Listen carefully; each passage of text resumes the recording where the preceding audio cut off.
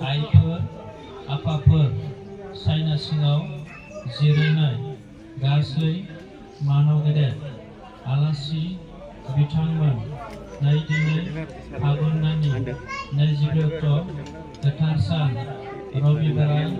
सानाव गासै रायजो राजाखौ साखि दोननानै आफा इसोरखौ साखि दोननानै सायना सिङाव जिरायनाय गासैखौबो साखि दोननानै अख्रांनि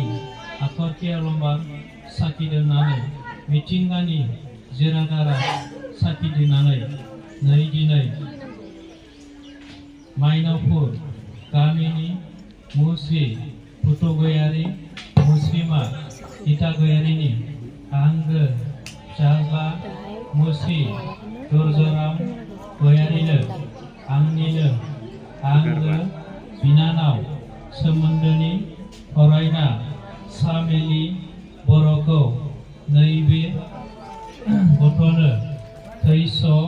थांस'नि अराय जिउनि लोगोरि महरै गथायनानै होनाय जानोसै। साखि थादो गासै रायजो राजा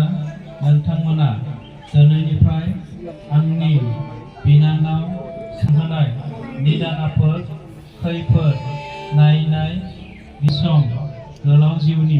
बिगोमा जाना बिसि फिसाय अनलायनानै आलो गोजोन रुजु-रुमाय रायजो मोनजानायनि नों आफा बोर बान्सा साबस्रि हरदो गोबां।